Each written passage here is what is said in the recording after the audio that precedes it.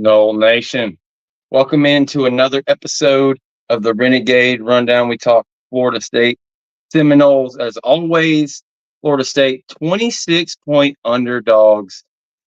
Oh, headed to Notre Dame. This is going to be a really kind of tough one, guys. Don't expect us to predict a win. I think we're projected to score like 7 points. So if you do the math on that, they're predicting something like 33-7. Notre Dame, I wouldn't be shocked if we ended up scoring more than 7 points, but I also wouldn't be shocked if Notre Dame scored 57 points. So, yeah, won't spend a ton of time previewing Notre Dame, but we got to do it. This is what we're here to do, talk about FSU football. So before we get into maybe Tramel Jones, getting the phone bone to Florida, your elite linebacker from next year's class decommitting, the rumor trains going, your Solomon Thomas making Instagram posts saying he doesn't blame people for leaving, that whole kind of thing there. Also, the court, FSU's motion for summary judgment in the case in Tallahassee was denied today. Discovery pushed through at least March 7th, I believe, would be the current date, which is a month past that February 5th date. We'll talk about how that lines up. We'll always touch on the coaches and everything, but at the beginning here to start it off, what's your first thoughts as Florida State gets ready to take on a top 10 Notre Dame team in just about everybody's power ratings? Notre Dame's strength, man, is basically our weakness this whole season. I expect to see them really try to establish the ground game, and I don't think they're gonna have to try that much. We're really watching to see how the players react, who will respond, there's been some questions to effort and things now since the North Carolina game. But I expect to see Notre Dame pretty much run the football, run the clock down, get out of here. Maybe just give us a little mercy. Yeah. You wonder, because Notre Dame's in a position where they don't even have a shot at the top four spot. They don't have a conference championship game. They're not in the quote unquote power four, even though it's really only a power two.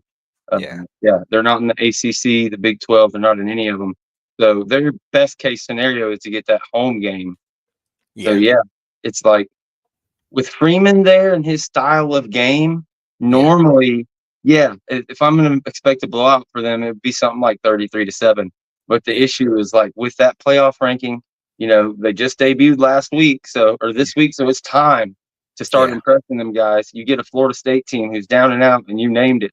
Like, our weakness is their identity. We talked about it a little off screen. It's like, I don't even need to watch film. I know what Notre Dame was with BK, and I know the direction Marcus Freeman took them. Some folks don't like it that much, but it's a foundational thing to where, kind of like what Michigan had with Harbaugh, it's going to be guaranteed 9 games, 8-9 games every year. You're going to be able to run the football.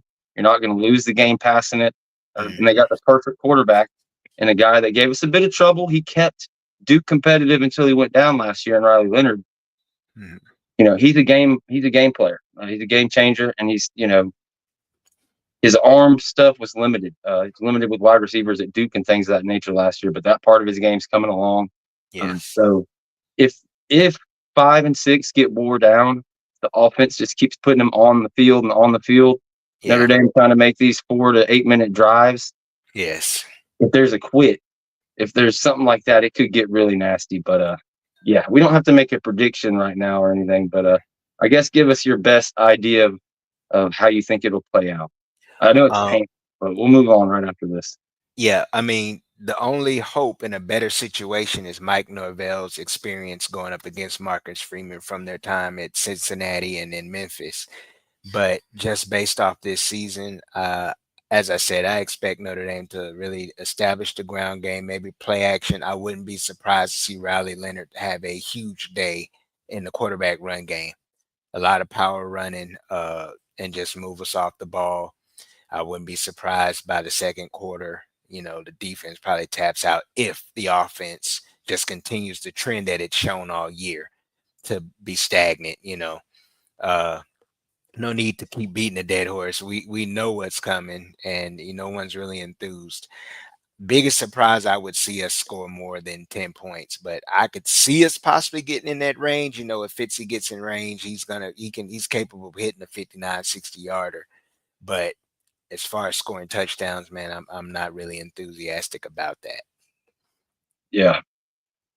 It's tough when you've seen when you're 9 games into the season, Yeah. it's hard to project this all of a sudden happening, which Notre Dame might be the best team you played all year. Maybe Hmm. I would say this. I'd say they're definitely the best overall team. I Yes. think Cam Ward puts Miami over them in a power ranking just because he's that much Hmm. better than Riley Leonard.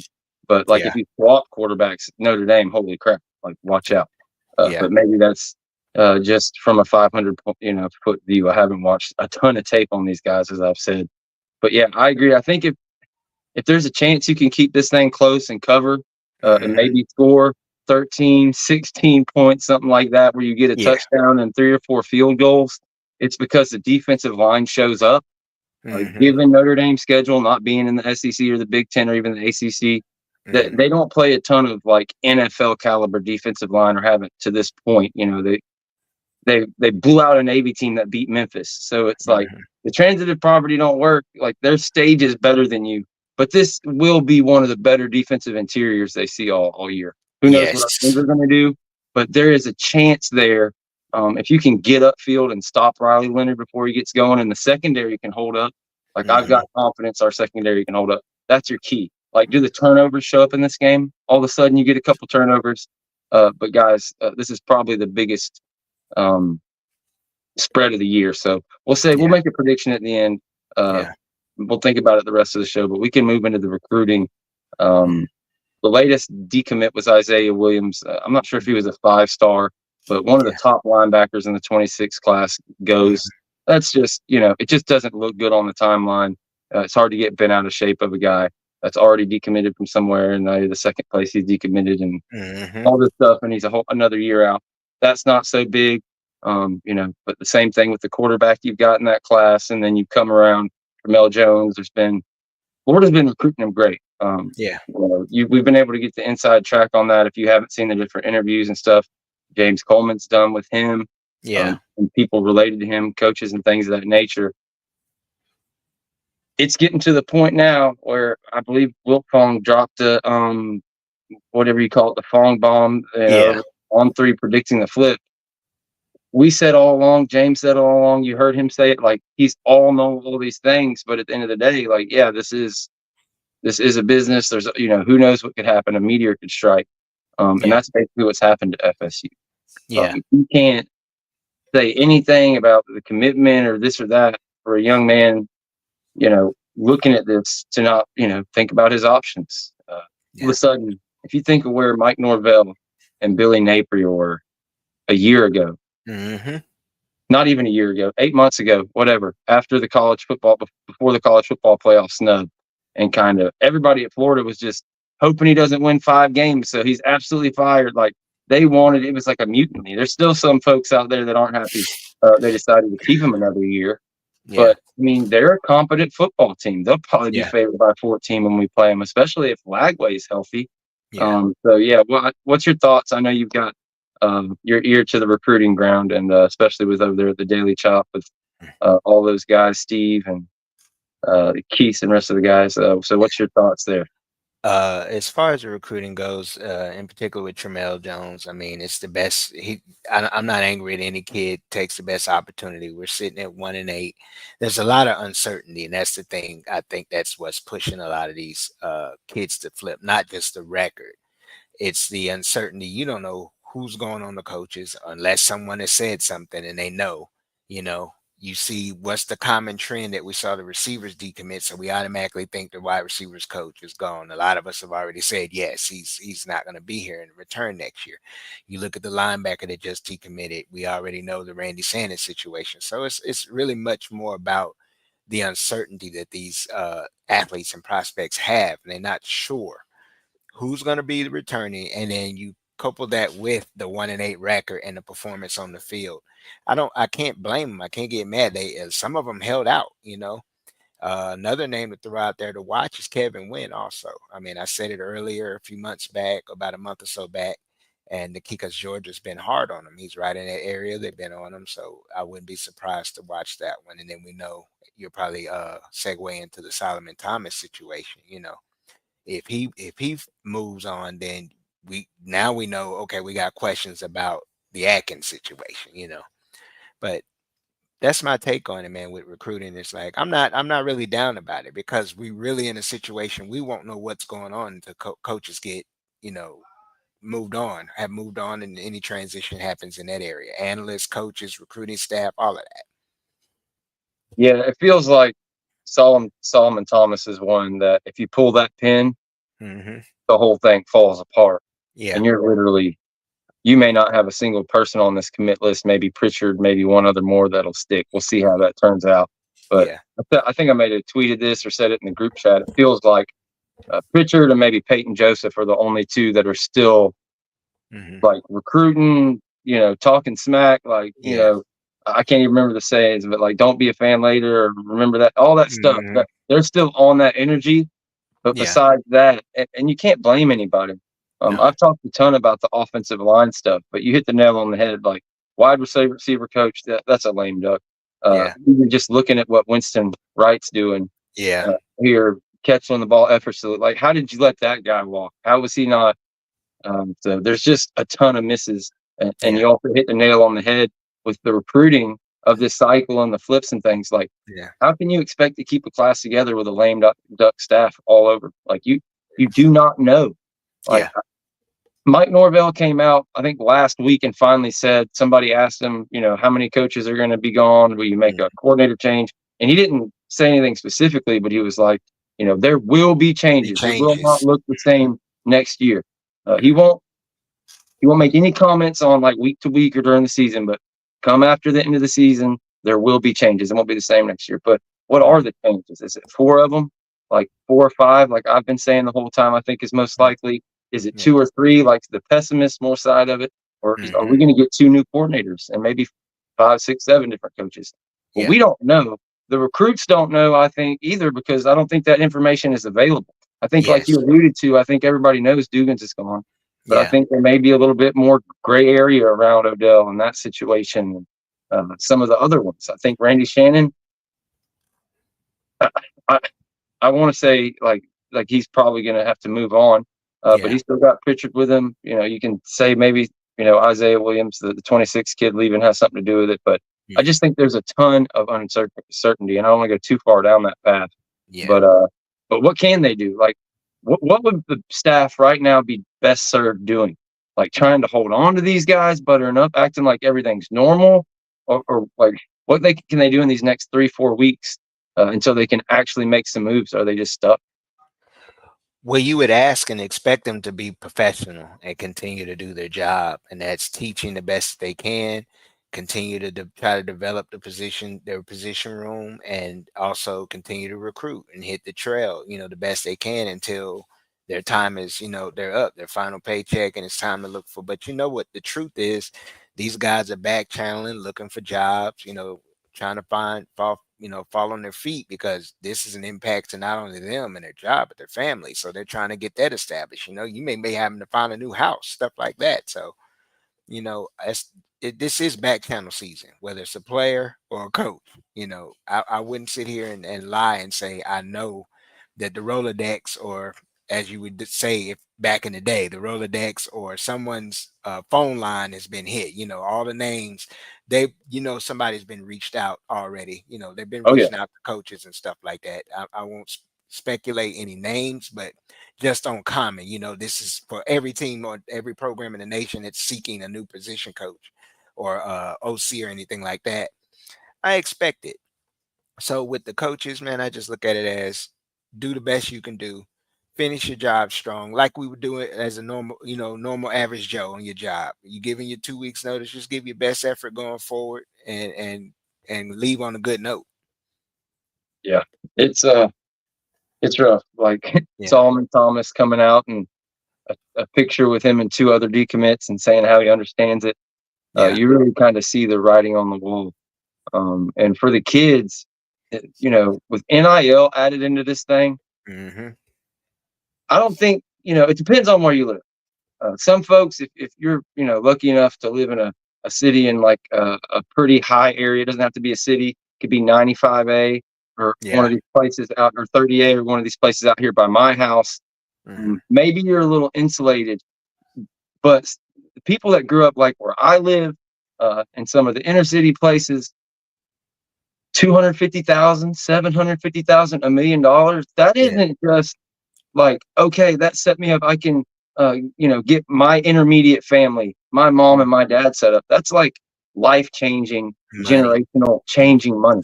Yeah. You hand somebody $250,000, well, they can get a loan for 2 million and open a grocery store Yeah. in their neighborhood. Yeah. They're, you know, that's not going to be the story for everybody, but for some people it is. So Yeah. that first contract, making good on being a 5-star and getting Yeah. that ridiculous first one before you even earned it, that's just going to be kind of part of the game, and it's going to get more and more. I know the salary cap's going to come, but if I had Yeah. to guess, it'll be somewhere around 25 million, Yeah. or something I like heard that. that too. Yeah. I don't The think it's going to 20, be the 15. 2025 range. The 2025 range is where they're going to try to average it, but I believe that some programs will try to go over that. They'll, if they throwing bags under the NCAA's nose for all these They'll never years, stop. yeah, Yeah. it never stop. Yeah. It used to be like, okay, I can be committed to Florida State, and even if their coach gets fired and everything falls to shit, I'll just Hmm. be a little bit less of a good steak, and I'll go to some other place, and oh well, I'll struggle in obscurity. But as long as I get my film out there, I can still make it to the NFL. I can still get my degree. All these Yeah. different things. Now in this day and age, like you can't wait until FSU fires their coaches to start entertaining Alabama or Georgia or Oregon or Ohio State or any of these other places that can offer you Exactly. that life changing money. Yeah. They're going to tell you to kick rocks if you wait till the last minute. Now, if you're CJ Wiley or JV and Hilson, some of these guys, they probably could have stood to waited. But Yeah. at the same time, some of these intermediate guys, the other Yeah. two wide receivers, anybody you want to name, it's hard to blame them. And we had this conversation and we kind of argued about seeing it the same way, but from different angles. Like Yeah. the strategy they've had of attempting to build these relationships that ultimately aren't shit. They never pan out to anything. When push comes to shove, you've lost big commits. As soon as your Hmm. winning record goes away, the recruits go away. They've got to change that. Their Yeah. philosophy, their fundamental philosophy of recruiting, they have Hmm. to start whatever Ohio State, Alabama, and Georgia are doing, whatever the if it's Exactly. kissing ass, if it's Yeah. buying their mom's paintings on eBay, Yeah. that's a squiggly line for $10,000 or whatever, investing in the neighborhood. I don't know exactly what's going on. You guys Hmm. probably have a better idea of some of that stuff that goes on behind the scenes, but Hmm. it's time to swallow the pride and stop being Al Golden and name whoever else and Yeah. just whatever it takes, go get the best guys and bring them to Tallahassee. Yeah. Because people are yearning for the time of Jimbo Fisher and Bobby Bowden, Hmm. pre 2008 and 9. Even then, though, we were bringing in 5 stars all over the place. The talent, Yeah. it's never been to a level like this where we're staring at a recruiting class again. Just a couple of years removed from those 2020 and 21 classes. You finally Hmm. see a little ray of hope. It's like it's tough. Yeah. You feel like you're just at the tip of the mountain and then you fall back down. I would say this, and it's just going to be a caveat to what you've already said, is I think they do really need to go and reassess their recruiting philosophy first and foremost. Get back to the ground roots of what built the program. Do some studying. Relationships in your area start first. Let's start in Tallahassee. Let's start trying to work to keep these kids home that are legitimately P5 type players. We've seen a few of them leave the city and the county and the Let me surrounding talk to you. counties and go place elsewhere and Does the shine. portal hurt that? Has getting these guys on the portal to fill the roster hurt you taking the 3 stars and borderline 4 stars who were just all football in Tallahassee that normally would end up at FSU, like you're talking about, and now we see them start at Miami and start at Alabama? Yeah. Is the portal to blame for that? Is it Mike? Is it a mixture of both? It's a mixture, George. I believe it's a mixture because we saw it before Mike got there. There's been numerous players from Tallahassee. The mindset of the area changes too. They use the excuse that some kids just don't want to stay home. But I personally say sometimes that's bullshit. What's your effort? There's a few kids in the area that are legitimately good enough to play at Florida State because they're going to rivals. They're going to other to SEC programs. You know, you got starting linebackers at Georgia playing. You got players that went to Alabama, like you said, and for example, the kid you mentioned out of Clemson. Pensacola, Clarity. You know, you got to keep those kids I was in the begging them area. to offer him for 2 years. Yes. And like finally, once we've lost a decommit or shit started getting haywire, then Mhm, somebody's like, "Hey, I think you're actually going to do it." But mhm. it's it's funny when you talk about DBs because Sertain is the one that is actually doing his Yes. job. So it's like I'm not Yes. trying to talk too much shit, but I just a local kid that's probably going to end up at Ole Miss. I wanted him at Yes. Florida State. I But yeah, get you. that is a perfect example of it. A perfect example. And the reason why I threw it out is even in this NIL era, when you get kids from the region, it still means more. That, like, for example, let's go watch that Miami Florida State game. It didn't feel like a Miami Florida State game, even though we came in as underdogs and we knew that our offense was limited. You have so many transfers that they don't understand because a lot of those cats are not from the area. They're not from South Georgia. They're not from Florida, Central or North Florida, and they're not from some of them are not from South Florida. If you watch that game, you notice that a lot of kids from South Florida were playing in that game because you had to generate some kind of mindset, you know, that it meant something. So that's where I would say the portal did hurt and has hurt FSU. You got a lot of guys that don't understand the logo. And it's the saying that I'm going to stick with. The logo matters, you know, overall, over everything when it comes to FSU. And I think that's what also the staff, whoever they get in, they need to have that understanding. Even the Mike, look in the mirror, reassess. The logo matters here. This, you know, you got to take that mindset that the logo over everything, and we need to build this program in that image. That this is not a up and coming program. This is a program that's basically now been dormant outside of 2 years, but we know what it's capable of. It's a phoenix when you recruit right, when you develop right, it can rise and be one of the top echelon elite programs in the nation because it's proven. The track record's there. We've seen it. Anybody at the age of 20 years old or older, we've seen it. You know, we've seen the pinnacle. So that's why I always kind of get a little frustrated, George, when people want to kind of put us in the place of, well, you look at Pitt, well, look at Indiana. That's not, we're not them because of our recruiting base. Number one, we're sitting here in the South. You're in North Florida.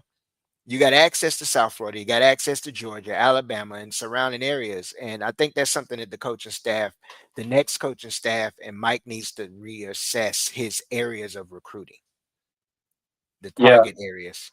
I feel like they do target a lot of Georgia and Florida and stuff. It's like they just need to focus it more. Yes, Uh, yes, with their relationships. Go Yes, all in on particular targets. It's almost like if this guy's too much trouble, we'll move mhm, on because there's a guy over here. yes, Like recruit both of them. But yeah, and again, it goes to the staff. And I don't want to go all the way down that rabbit hole yeah, again. But there's yeah. something with age and experience and generational Yes, things going yes, on with this staff. Like these guys yes. know, Ron Dugans, Randy Shannon, they know more about football than they'll forget more than I'll Mhm. ever know in my entire life. Me too. But Me it's too. just the way the sport goes. Did you see Chuck Liddell's last fight in MMA? It was sad. It was like Yes. they shouldn't have never did it. It was Yeah. on some rinky dink thing, and he was like in slow motion. Nobody wants to see him that way. Yeah. It's just kind of one of those deals. And I'm not trying to say that about any coach on the staff, nothing to Yeah. that level. But Uh-huh. it's just Father Time is undefeated. Things change. Even in the NBA, the NBA game from when I was 10 years ago is unrecognizable. It's a completely different game. It's amazing. It's a lot of fun. But like Mhm. I remember watching finals that were like 94 to 87, and it was like the Lakers and the Celtics. Now it'll be 140 to 110. It's just a natural progression. A lot of those Mhm. centers and stuff that played with LeBron James back in those days, they're just not even, they won't make the roster nowadays. That's just You're how it right. is. You got to be able to shoot and everything else. You got to Yeah. be able to run the floor. Yeah. You Stretch got the to press floor. at a Mhm. five. So Yeah. it's just, and college football is the same way. You've seen so many guys retire. You think if everything was smooth sailing and hunky dory, Nick Saban would have retired? Like I guarantee you, he would have went another 5 years if it Yeah. weren't for NIL and the portal Yeah. and all these things. So that credit goes there to Mike Norvell. Like you won 13-0. It is Yeah. your first time at a big school and learn. But here's the time. Here is the line in the sand where Yes. we don't have any more time for relationships or this or that. It is Yeah. time to put a staff together and go recruit. This Yes. one's dead. Yeah. You may salvage this one, do what you do. This staff is going to be about what they do in the first and second portal class and what they can Yes. do in first And recruiting class. yes, right. The And if 26 that shit class don't is the come target. together, I don't. Even if you win 6 or 7 games, it's hot seat Yeah. the next year. Yeah. So that's my Yeah. big thing. Yeah, he's gone because we obviously know he's gone from the hot seat in 22, salvage things we expected. Then we had big expectations, which we pretty much lived up to last season.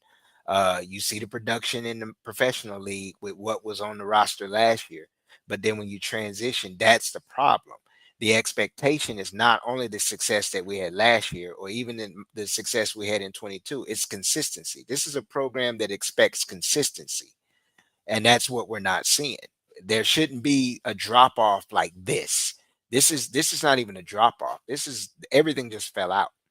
And You couldn't we have this year anywhere. I mean, yeah. it's No, you unprecedented, really. shouldn't. But Florida State is one of those few programs outside of the SEC and the Big Ten that when it's on, it's an elite program because it's one of a handful of programs that's won a national championship in the last 20 plus. Let's go into the last 3 decades, the 90s, from the 90s to now. Uh, Florida State's one of those preeminent programs, and it's simply because of its one of the reasons is its tradition and the recruiting base, the recruiting area and footprint. I really think, for an example, they shouldn't have went out and to Washington and wasted recruiting dollars to try to recruit a linebacker from Washington. It made no sense to do that. As talented as he may be, you have to look under every rock. But when you're talking about being in Florida and you going out to Washington to look for a linebacker, that didn't make sense, You especially miss one on that Corey was. Parrish and guys like that in the portal Yeah, too. exactly, Like exactly. linebacker, and here's I'm fine to admit I was wrong. We were predicting big things from what we heard this season. But Yeah, make no mistake, this channel has been calling for Shannon's job since it started. that has been a consistency across We've the given board. him Yeah, grace yeah, in certain positions. They were going for continuity. We understand it, but we were pissed when it came out with it. We were praying that it would be a change until the extensions were announced. yeah. And when you talk about recruiting, there's no way. It's been unreal. They signed the guy last year at the last second, and he was with the team for like 2 weeks, and it was clear he left Dylan Brown, whatever. Hmm. You just mentioned the guy from, this guy here. It's like they just were scared of blue chip linebackers.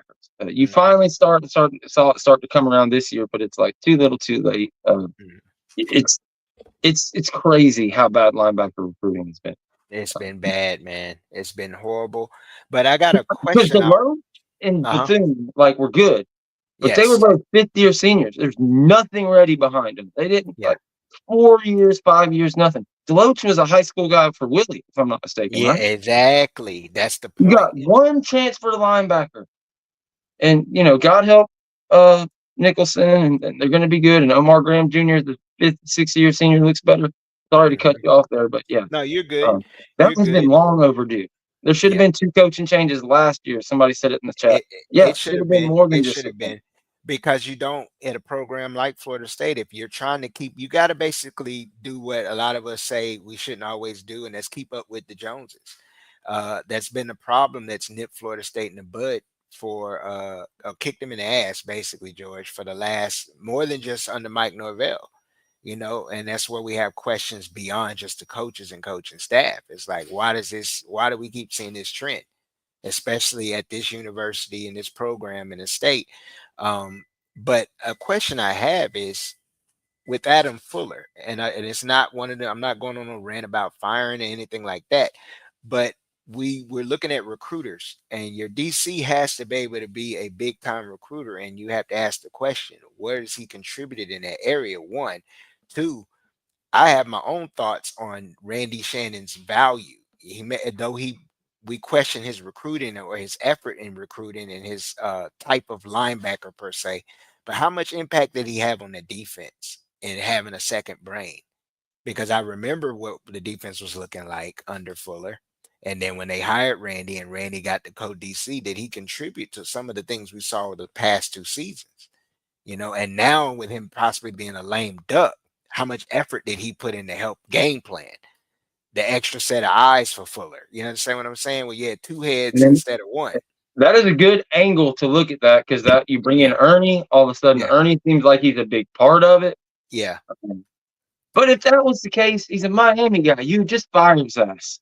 So you know what I mean? I So understand. unless I he's stand. Yes. sandbagging like really good and hustling them, but no, Yes. I mean it's not. It fits a narrative. You could definitely see that. And even if he could be, you know how it is. Even if you're still working somewhere, but you're looking for another job, you may Yeah. be coming in and making your 40 hours, but you're giving 70, 60% effort. You're not going to go that extra mile. It could be something like that.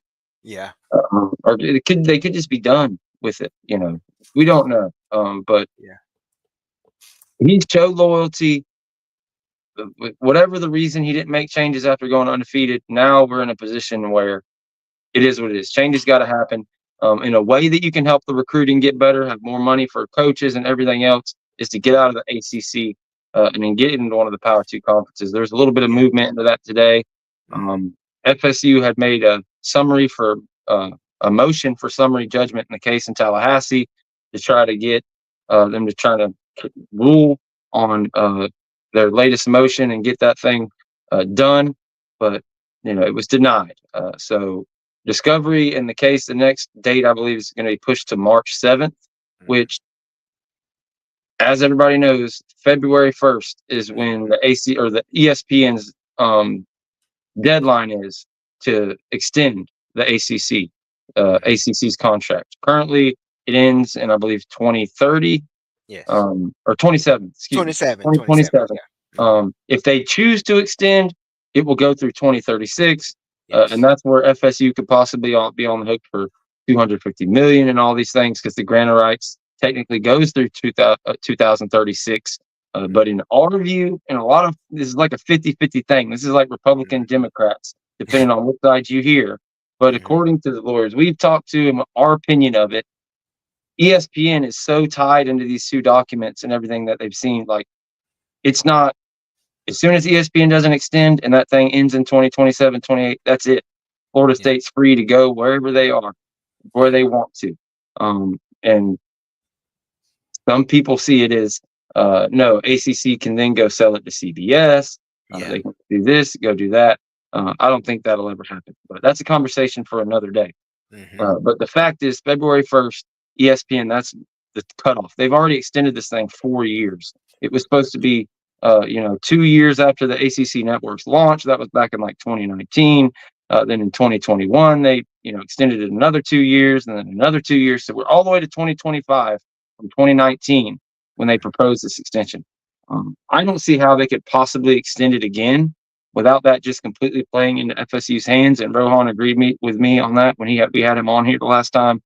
Mhm. So looking at everything we've seen this season, the Big 12's numbers that are Mhm. just in the absolute garbage can. Like Colorado, even though they're killing it, they're not Mhm. getting near the numbers they were getting when they were killing it over in the Pac-12 for whatever Mhm. reason.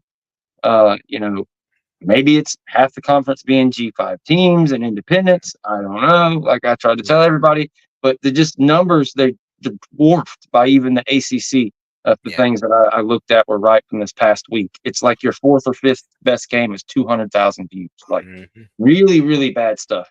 I don't know exactly how much money in their contract they got. I know it's a little bit less, I think, than what the ACC currently has Mhm. with elevators to possibly get higher.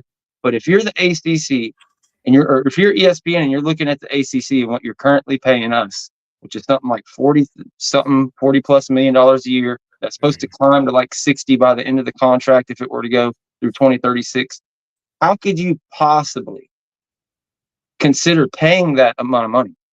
Because it's like 60, 70% of what the SEC and the Big Ten will be getting. Like once Mhm. you're up to 50, 60 million and they're getting 120 million, how could you possibly justify that?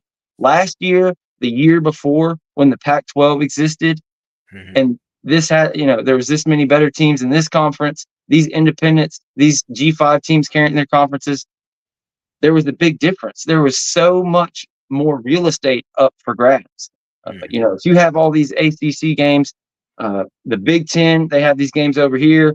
The Pac-12 has their networks. Now everything is in there in the Pac or in the Big 12, Big Ten, and the SEC. You've got whatever, 15 of the top 20 rating TV rated teams in 2 conferences. Yeah. You look at the top 25 right now, you got 4 SEC teams, 4 Big 10 teams, or the top 12, excuse me, 1 ACC, 1 Midwest Conference, 1 Big 12, and 1 independent. Mm-hmm. So just look at that from a money perspective. It's 4-1 SEC. So what does that tell you about the money? Yep. It tells What you did to the money watch be? 4-1. 4-1. So that tells me the ACC is worth what, 25 million in a couple of years? Like, it's going down.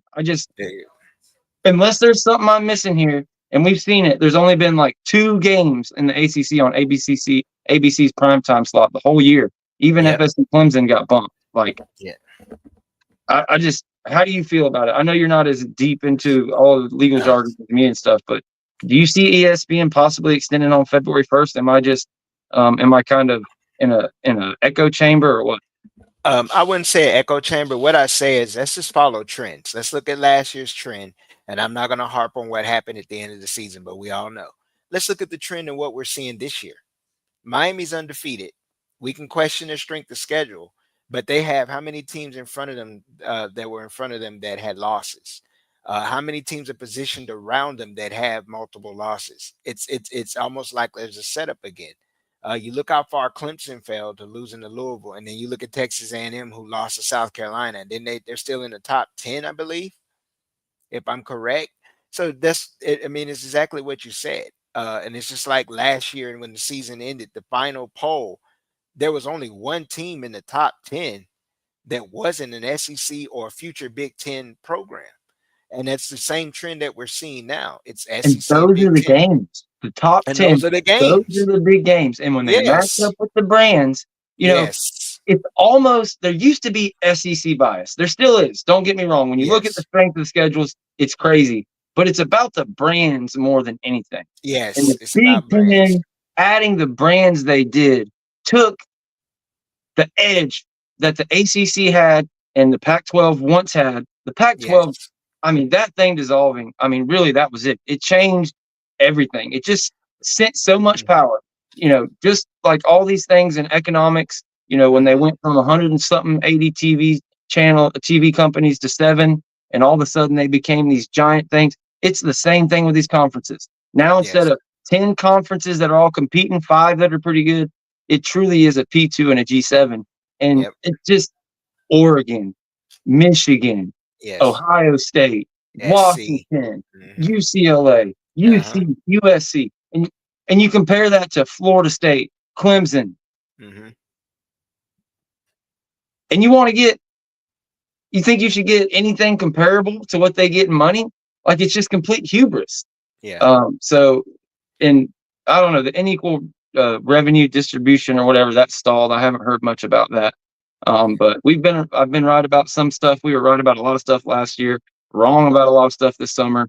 But yeah, I just, outside of some crazy settlement or ACC truly be willing to treat FSU as like an independent as they do Notre Dame through the rest of the term or something, where we make our own money. We don't have to make what everybody else in the conference makes, and they still do it. So I don't know what the answer is, but it would just seem insane to me with ESPN, with all the layoffs and the things they've done.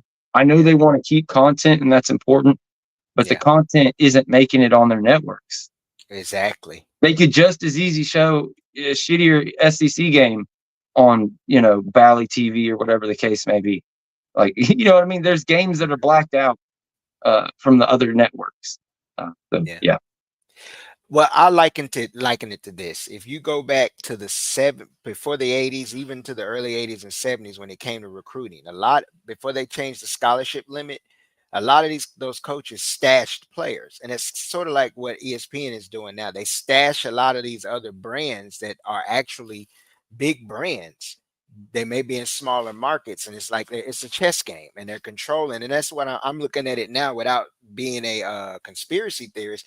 But if you watch how things are playing out, and like you said, with the February 1st going into March 7th, that's still enough time for this chess game to be played. What's coming up with the NCAA and how they're going to set an NIL cap? what's coming, coming down the road. It's like they're getting all the ducks in a row before they open the floodgates and reshuffle one more time to Yeah. create the two power leagues, and that will be the consistency of what you see the 12 teams make up. I mean, we're already seeing it now, but you'll see a shifting of the brands. So that's what makes this season even more disheartening and real hard to deal with, is coming off of last season and everything that's going on. And then you see this, you got to keep yourself sexy for the eyes. You know what I mean? We're still getting television ratings and we're still getting views, even though we're 1-8. We have it. I think we're only short like 2 million off of Miami so far for views this year, I and we're stopped one and keeping eight. track about five, Yeah, 6 games in, but yeah, yeah, especially the yeah, first month and a half, yeah, we were ahead of them. But yeah, I'm yeah. sure they've But overtaken us by now. at 1-8, we're still gathering the number of views that we're getting and hit Oh yeah, primetime games. So imagine if we were 8-1, where we'd be right now, viewer wise. I think what you were talking about with the Big Ten, the biggest thing with them is those teams that you named. Oregon brings the Nike brand. They control the Nike brand. Then you look at UCLA and USC. The Big Ten has what? The LA, all the way from LA to New York. That and whole there's not market. even a Pac-12 anymore, so the Big Yeah, Ten basically owns California. I owns mean, California, the West Coast. The big brands in the West Coast all went to the Big Ten. And then going back to the Big 12, what's the largest market team in the Big 12? What the university? What's the largest FSU. market? Is it SMU? SMU's in the ACC. That's So what Dallas, am I Fort talking Worth. about? Huh, Yeah. who was So I that's thinking? you get the Dallas Fort Worth sitting there in the Houston's a what's small it? market, so it's So not Houston. no, Houston is not a small market. Houston is like the fifth largest market, It's a fifth small largest city. NFL market. Yes, I guess yeah, not a small. I guess not a small college market by comparative terms. I'm trying to think of who. yeah. Where's Would it, Baylor? What city is Baylor in? Is that Baylor's in Waco. Waco? So Yes, a that small area. yeah, that's a little smaller. Would it be Tempe, Arizona, Tempe, the Phoenix area with Arizona State and It's and so hard when I think of the Big yeah, 12. It's so crazy because like BYU's in the Big 12, right? yeah, and that's Provo. UCF is in the. I Yeah, mean, Orlando's a pretty big market.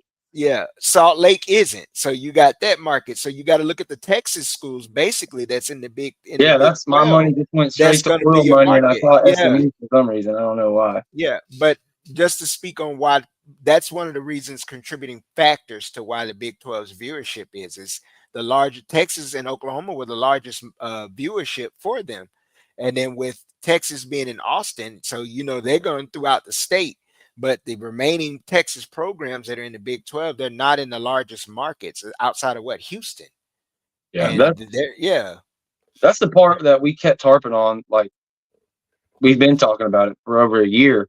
yeah. The people talking about the different conferences and where they're going to stack up and how they were looking at Texas and Oklahoma leaving and how they want to look at FSU and Clemson. Oh, well, Mhm. they only account for 30% of the viewership. But that's when you're separating it and looking at their numbers. Yeah. It's exponential. All 12 of those games, Texas plays whatever, lower Big 12 team. FSU plays Syracuse, FSU plays Cal. That one game, if you divided it out over 8 games or 9 games of the conference schedule, is a bigger number than their average of all the rest of their games. Like you double, triple, quadruple these teams' average. So it Mhm. stacks up, and the Big 12 is seeing that in a big, big way. All of a sudden, it doesn't matter when TCU is playing yada yada because there is no game against Texas they can play spoiler. The best you can do is spoil Dion or Iowa State or Yeah. whoever. It just doesn't move the needle. And as Yeah. far as the polls and the playoffs and things of that nature, if you're a Vandy, if you're a Mississippi State, if you were to happen to have been a Pitt in one of those conferences, the Yeah. conference nameplate will help you. If you just win, you will rise in the polls and you will get respect.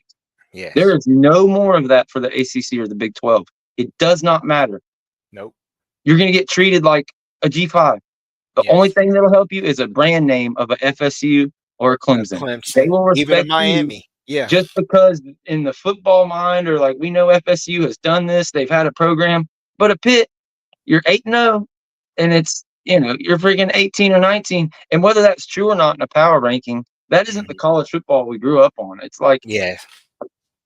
if and you can argue strength of schedules, this and that. If FSU or Clemson or Miami or even Louisville were undefeated with the same exact schedule as Pitt, they'd have been ranked 10, 15 spots higher. Yeah. So if there's anything to these conference and how it stacks up and yada yada, that should matter. It Yeah. should be okay. This is what the ACC is, and no matter who you are, FSU, Clemson, no matter what your recruiting rankings are, if you win the games, if you're undefeated, you go. Yeah. And to see a Florida State go undefeated and get left out, and the rest of the conference laugh, not show any support, actually talk shit. Yeah. That's the one silver lining of the season, being 1-7, going on 1-8, whatever the hell it is. Looking at these guys, because you're just knowing if Miami drops a game, holy shit. It's a wrap. Clemson loses to Louisville and they drop 12 spots in the rankings. They lost by Yes. 12 points. Meanwhile, a team in the SEC, who was it, Texas A&M, loses to South Carolina or something. Get blown out They by have South Carolina. Louisville ahead of South Carolina in the Yep. ranking, Yes. and they lost by more, Yes. and they only drop a couple spots. So, Yep. explain it to me. I'll never understand it. I do understand it. I just explained it to y'all. But Yeah. it's unless you're in the SEC or the Big Ten, your conference don't mean jack. You've got to go undefeated or have one loss. It's just, Yeah. and it's fair. I mean, the ACC diluted it. SMU was obviously a good ad, Yeah. but that could be a one-off year. We don't know. Cal and Exactly. Stanford, those are just dilutions, and I know everybody's not big on math. You may look at it and say, okay, well, we already had 14 teams. Who cares if we have 17 now? We already had 12. Who cares if we have 15, 16 now? It's not. It's not that big of a difference. But the fraction, any whole number, you got to put it over one. It's a fraction. Okay. Well, when you had Florida State against 12 other teams, that's 12 over one. Okay. You add 4 people, that's a giant. It's a lot less. It's a lot less. I just fucked that all up. That's going to be, somebody's going to clip that. It's going to be the funnest thing you've ever seen. But it's diluted to a large degree because Yes. every team, it's another year between every team being on FSU's schedule. You're only playing half the conference. If it was 9 teams in the league, like the Big 12 used to be, it'd be a round robin, and there'd be no question about how good teams were. Before they split up the divisions, the Atlantic was far and away the best. You played Clemson, Louisville, Georgia Tech, Boston College every year, and they had 5 of the 6 top teams. Yes. Now there's schools like Pitt. I don't know their exact schedule. Louisville last year, where you could run through the entire ACC, be undefeated, and you might not even be in the top 10 because you didn't play anybody ranked. You didn't play anybody. Like before, what I was trying to get up with that fractions bullshit is if you were Pitt, whoever you were going to see FSU either every other year, every year. Some teams on the other side of the coastal, like North Carolina and a couple others, were split up. They'd only see us 2 or 3 years, but yeah, it ran over. Yeah. I see one of our viewers in the chat talking about what happened last season. Well, I don't know. The situation that we're seeing in hand right now it seems like it may play out again for Miami as we spoke on their situation, because they're basically staring down the same barrel that we stared at last year. One loss, any hiccup, they can't afford to really lose a game unless they win. It's basically like you said, George, you got to win out. If you don't, this year in particular, if Miami does not win the ACC title game, they're not getting in with one I think loss. SMU is their only hope. Yes. Didn't they beat SMU? They haven't played. They haven't played them? Okay. They don't play. They don't play. I think If they would have to SMU meet up. can go and be like a top Yes. 10 team, maybe, but I'm right there with you. There's a good chance. They haven't, everything they've shown us, they're going to drop them. I mean, yeah, exactly. That's the point. Exactly right there. A 2-loss SEC team will be valued over a 1-loss or undefeated ACC team or Big 12 team. And that's a given on it's anybody except for Miami. Yeah. That's a given on anybody. Like Miami be the only one that had a chance. But again, if you lose in the ACC championship, that means there's already one ACC team in there. They're going to put a second. It's just going to be tough because it's just wild to see all those 2 or 3 lost teams ahead of undefeated and 1-loss teams. Yes. Even Indiana didn't get that much love, but they still got pushed up higher than those undefeated ACC teams. Their schedule isn't that strong out of conference, and then I don't think they play a few of those tougher teams in the conference. They don't play this year, so it is like you said about in particular with Pitt. It's about scheduling.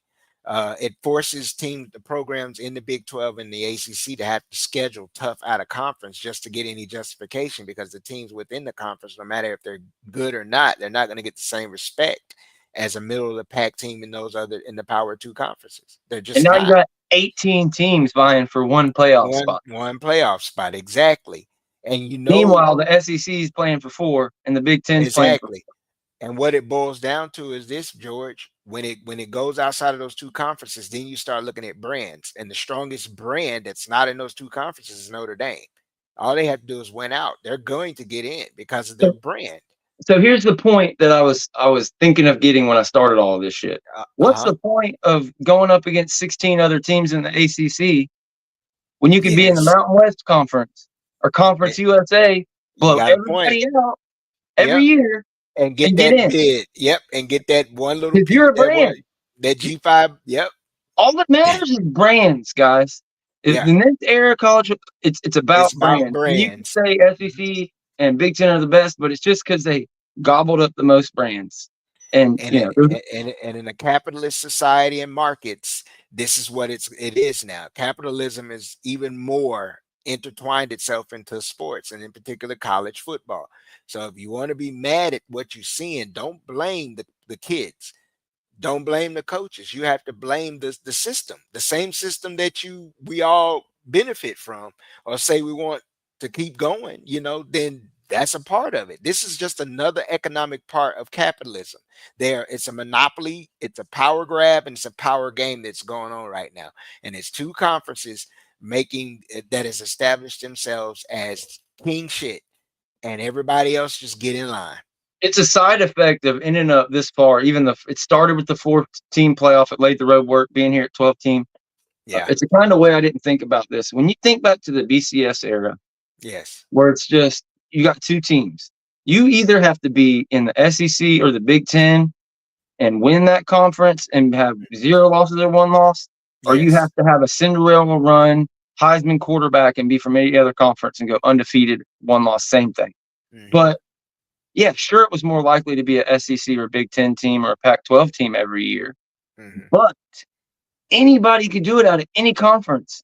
And there was brands in every conference. Anybody could do it on any given year. There wasn't this giant disparity.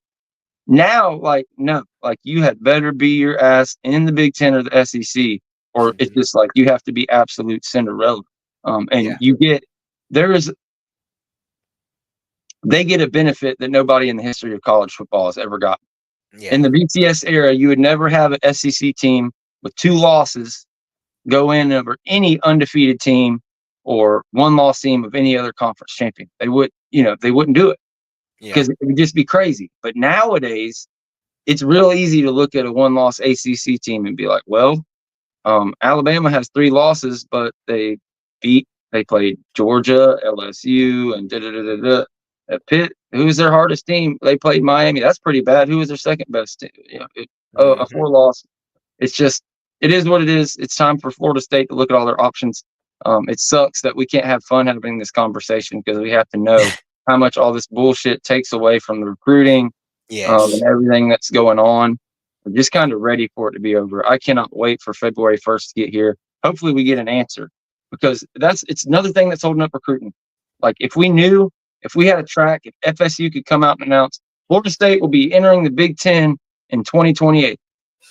It would be a crazy boom. It would be like, there would be a mandate out there like, oh shit, Florida State's building something. They're going to be ready for that debut in the Big Ten. You saw the boost that Texas A&M got, that Missouri got their first couple of years in the SEC. You see the boost Texas got. So, we can just hope for that. You want to predict this Notre Dame game before we get out of here? I'll keep it simple, man. I'm looking at anywhere from 38-10 or 40 to maybe 13. 40-13. Yeah. I've been picking way too many points all year. Mm-hmm. Let me do this. Let me say it feels so wrong to pick a blowout for Florida State, but maybe it'll some reverse psychology. But in my mind, I see something like 41-12. You go for a 2-point and miss it and hit 2 field goals and shit like that. Yeah. So hopefully these predictions are wrong. Guys, I'm gonna let Deshaun plug his outlets and let you guys know what he has going on right now. If you have any questions, now's the time. Throw them in the chat. Anything you're wondering, you want us to talk about before we get out of here, now's the time. But yeah, go ahead and tell them what you got going on. You can catch us at Double D's Let's Talk Ball podcast. We haven't shot in a while, but we're gonna get back to work. I gotta reach out with my partner. Also, check out his channel, D's Corner, DSCORNER. And also make sure on Tuesdays and definitely on Thursdays, 12 noon, chop it up with the Daily Chop. Myself, 438, Steve, and Breezy. Cario says, "Oh, he's talking to somebody else." But I can address it. Talking about what LSU is this year or that year. It's about the brand. It's not about what they are this year. Yeah, it's just they're just a brand, just like they're a Clemson. brand. It's Even a brand. though Clemson's got 2 or 3 losses, they're still going to be up there in the top 25. This and that. They're a And brand. Yes. yeah, and you've got 4 times that in the SEC that you have in the ACC. 4 times that in the Big Ten. Exactly. So even if all those brands are terrible, when you look at the schedule and you got wins over Ohio State, Michigan, and yada yada yada, it's just going to be looked at different. There's just no getting around it. And when you had the Pac-12 and you had the old Big 12, like there was arguments to be made, but it just shifted so much. Yeah. The SEC was here, the Big 10 was here, the Pac-12 and the ACC were nodding each other for position for that second or third position. And then, bam, the Pac-12 disappears and divides up amongst the top 2. So now it's up here and the ACC way down here. Yeah. It is what it is. There's no – I'm trying to compare it to something, but I can't think of the right thing to compare it to. You can put lipstick on a pig all you want. There's nothing you can do about it. Deshaun said the answer. If you're a Florida State, if you're a Clemson, or even if you're a Pitt and you're wanting to take it to that next level, the only way to do that is anybody, anytime, any place. And you add 4 brands on your out-of-conference schedule. But then you got to beat 4 brands on top of your conference schedule, and that's tough. Florida State already plays a Florida and another top brand every year. That's why, that's the part of the reason that we're usually in the top of the polls. We were in the top 4 every year until last year. Even Miami went out and played Florida, which that win didn't look great back then. Looks a little bit better now. Yeah. It's just, you're not going to be able to count on conferences. It's just going to be, if you're anybody but the SEC or the Big Ten, win the conference championship. That's your ticket in. Other than that, the 12 teams, I'm telling you, really don't do much for you, unfortunately. Yeah. And what is their best win? Louisville? Is that Miami's best win to date? Would it be Louisville? I guess so. Or, Louisville, or I don't know. Yeah, they haven't played much, and it's our fault, But, it's our fault. That's what makes this kind of funny, that we really have made the ACC be down this year. It would have been even funner. I guess if Miami would have sucked, it would have been like really, really bad. Yeah, it's kind of bizarre land this year. Everything with Napier and getting brought back, and Miami being undefeated, and FSU 1-8. It's been a trying year for us. I'll tell you that. Basketball team, baseball team. Hopefully they keep on doing some good things. Yeah, it definitely. I see the chat's wild over there. I don't know who's Sicario, but he's going in or she's going in right now.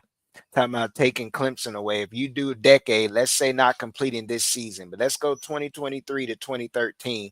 That's 3 national championships for the ACC. So the point he's trying to make, it doesn't make any sense. Yeah, but you got Clemson with 2, FSU with 1. And the point we're making is that when people look at, the ACC won 1/3 of the championships in the last decade, it's Florida State and Clemson. It's not the ACC. It's 2 brands that did it, and that's what we tried to explain to you guys all offseason. Yes. It's just 2 brands. That's it's it. Only Who 2 else brands. in the ACC has won a national title in any kind of modern football at all? Miami, but they weren't part of the conference. No, they were in the Big East. Got there, but they lost to us as independent or no, they were in the Big East. Big East. Yeah, Big East. Oh yeah, they weren't even in the ACC yet. That's right. Yeah, neither one of them. Exactly. Neither one of them were. Yeah, it's just it is what it is. We'll get an answer hopefully on February 1st. We're gonna get an answer on this Notre Dame thing tomorrow. Do you know what time the game is? I think it's a night game, I believe. It Oh is. God, Yeah, it's a night game. just what I we believe it. need. Yeah, yeah, Well, guys, buckle up. We'll have the post game show live as always on the FSU Voice of College football post game show, but it's also simulcast over here.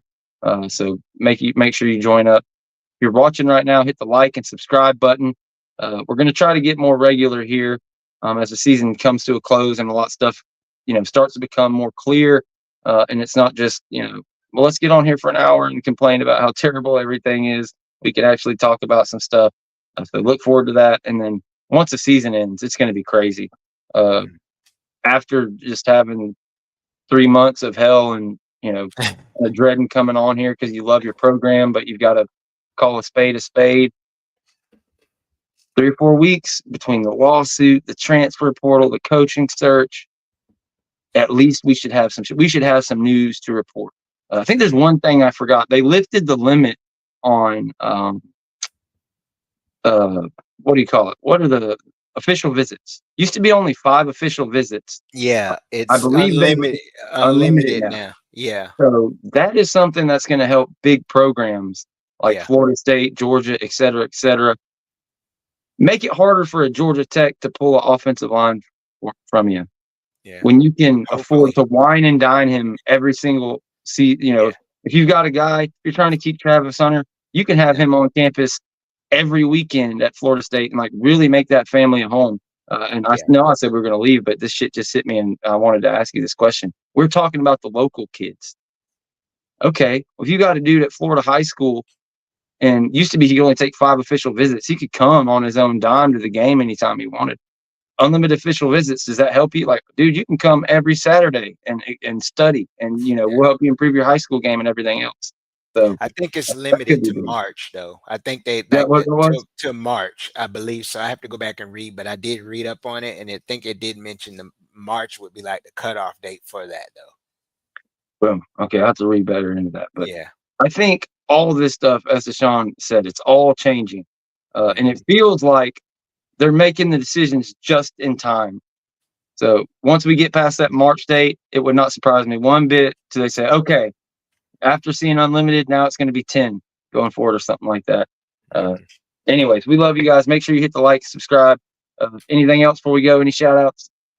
Shout out to Daily Chop. Daily Chop, baby. Make sure you check out their stuff. I know they do some stuff y'all do some stuff around lunchtime, Yeah, on Thursdays, and we try to Thursday. tap in on I think it's Tuesday we did a show. So typically our main show dates is on 12 noon Thursday. Boom. You heard it here. If I can find the exit music, we'll get out of here.